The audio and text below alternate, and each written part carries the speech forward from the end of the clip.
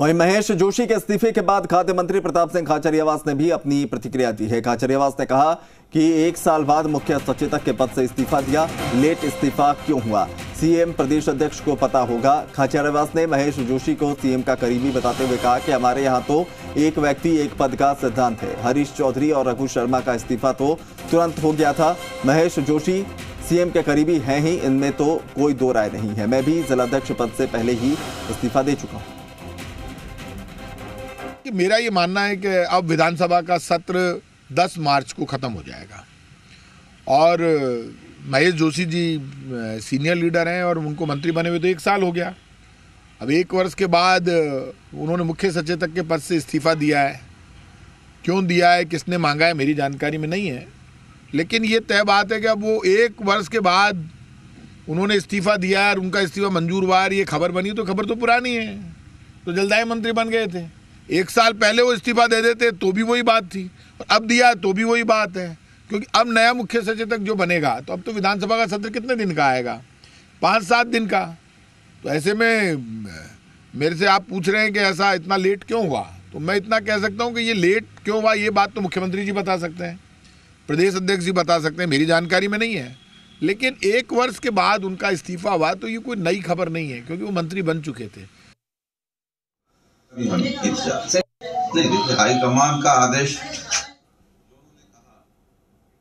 शशि मोहन हमारे सहयोगी ज्यादा जानकारी के साथ जुड़ रहे हैं। शशि मोहन, एक तरफ ये कार्रवाई और दूसरी तरफ अब खाचरियावास का यह बयान, कुछ कंफ्यूजन की स्थिति है या फिर इसको इस तरह के बयानबाजी से पुराना बताकर किसी तरह के सवाल से बचने की कोशिश है? देखिए, कंफ्यूजन की स्थिति तो कोई नहीं है। हम बात तो यह है कि महेश जोशी ने इस्तीफा दिया और उसके बाद के घटनाक्रम को आप देखेंगे तो लगेगा कि कांग्रेस पार्टी में भले ही ऑल इज वेल की बात कही जाए, लेकिन ऑल इज नॉट वेल हकीकत यही है, क्योंकि सुखजिंदर सिंह रंधावा कह रहे हैं कि यह 25 सितंबर की घटना के बाद जो नोटिस दिए गए थे उसके संदर्भ में इस कार्रवाई को देखा जाना चाहिए।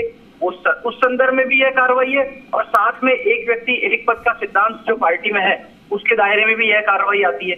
तो 2 मुद्दों से सुखजिंदर रंधावा ने इस कार्रवाई को जोड़ा है। इसके साथ में महेश जोशी इस बात से खुश हैं कि सुखजिंदर रंधावा इसको कार्रवाई के तहत मान रहे हैं। जोशी ने खुद कहा कि इस बात की खुशी है कि अगर इसमें 1 पंथ 2 काज हो गए, उनका इस्तीफा भी हो गया, क्योंकि वो अक्टूबर से इस्तीफा देने का आग्रह कर चुके हैं, ऐसा उन्होंने बात कही, और रंधावा इसको कार्रवाई भी मान रहे हैं। लेकिन महेश जोशी ने नई बात पार्टी में कही है और वो बात बहुत महत्वपूर्ण इसलिए कि वे ये चाहते हैं कि जिन दूसरे लोगों के ऊपर संगठन को कमजोर करने के और पार्टी के खिलाफ गतिविधियों के दूसरे आरोप हैं उन पर भी कार्रवाई होनी चाहिए। अब इस बयान को भी अलग अलग संदर्भों में देखा जा रहा है। जो सचिन पायलट कैंप के कुछ लोग हैं वो कह रहे हैं कि शायद महेश जोशी इसके जरिए शांति धारीवाल और धर्मेंद्र राठौड़ पर कार्रवाई की मांग कर रहे होंगे, जबकि कांग्रेस पार्टी के कुछ पदाधिकारियों का कैमरे के सामने नहीं आने की शर्त पर यह कहना है कि यह कार्रवाई पायलट कैंप से जुड़े लोगों के ऊपर करने की मांग की गई है। जो बयानबाजियां पायलट कैंप के नेताओं की तरफ से हुई है उसके ऊपर कार्रवाई होनी चाहिए, क्योंकि केसी वेणुगोपाल के निर्देश के बाद जब ये कह दिया गया था कि कोई बयान नहीं देगा तो बयानबाजी क्यों की गई, ऐसी बात पार्टी के पदाधिकारियों के बीच में चर्चा का विषय है। अब इस बीच प्रताप सिंह खाचरियावास जो बयान दे रहे हैं वो भी अपने तरीके से कह रहे हैं कि कौन किसका नजदीकी है और कौन नजदीकी नहीं है। दरअसल खाचरियावास जयपुर की राजनीति में अलग स्थान इसलिए रखते हैं क्योंकि वो जिलाध्यक्ष भी रह चुके हैं। जो दूसरे नेता विधायक हैं उनमें से जिलाध्यक्ष नहीं रहे हैं। राजेंद्र यादव जयपुर ग्रामीण के, जयपुर देहात के जिलाध्यक्ष हैं और ये बात अलग है। लेकिन खाचरियावास ये कहते हैं कि वो खुद भी अपना इस्तीफा दे चुके हैं और इस्तीफा देने में उन्होंने देर नहीं लगाई, तो महेश जोशी ने देरी क्यों की या उनका इस्तीफा मंजूर होने में देरी क्यों हुई, इस तरीके के सवाल खाचरियावास उठा रहे हैं।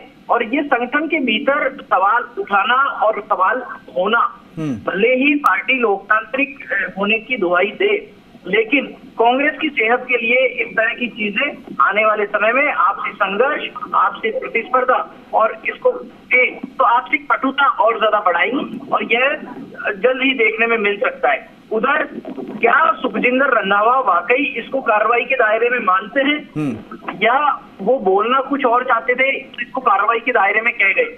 अगर वो इसे कार्रवाई के दायरे में मानते हैं तो क्या एक व्यक्ति एक पद के सिद्धांत पर कार्रवाई हो जाना ही केवल पर्याप्त था, जबकि उदयपुर डिक्लेरेशन में इस तरह की बातें की गई थी। और अभी भी पार्टी लोग कह रहे हैं कि शांति धारीवाल हाउसिंग बोर्ड के भी चेयरमैन है, तो क्या उनका भी दूसरा पद लिया जाएगा सरकार की तरफ से वापस? इस तरह की चर्चाएं हैं, लेकिन ठोस सामने कैमरे के आकर के कौन क्या कहता है उससे निर्भर करता है। और कैमरे के सामने आने से पार्टी के नेता, कई नेता बच रहे हैं। जी अभिनव, शुक्रिया शशि मोहन जानकारी के लिए। उधर भरतपुर के 2 युवकों को हरियाणा के